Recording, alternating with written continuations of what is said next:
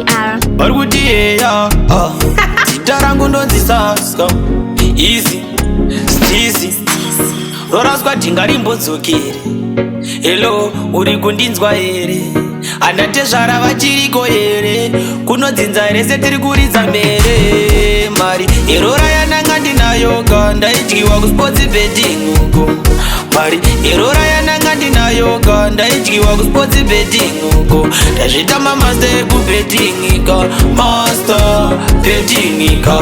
Ndazvita mamaster ekubetting ka, master betting ka. Zvezvi ndakangorohwa nehangover, ndaiti zvandiri murenji chatenga rofa. Ndiriko kumuzi ndakaita sleepover, ndaitogayoti pamanhu iwo kufa. Asi wozondiudzirawo tete kuti ndichaona ndingaite sei. Asi anatsanoka ngavapfeke vambona kuti kumba kurise.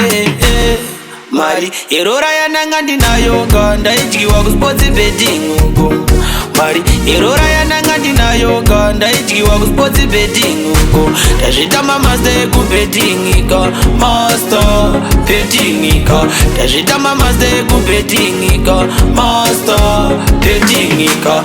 Ndonda kuitoti matop up, maybe ndogona kuuyoneka pick up. Oh, my dreams vaitwa shut up, yakunge fake life kutonge make up. Zvezvi ndandongosarwawo nedhola randajusa kuti ndigokufonera. Kana usina mari yekudzoka chitongokwereta ndizokudzosera.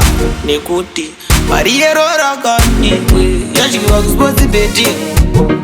Mari yeroora yananga ndinayo ka ndaidyiwa kuSports betting uko. Ndazvita mamaster ekubetting ka, master betting ka. Ndazvita mamaster ekubetting ka.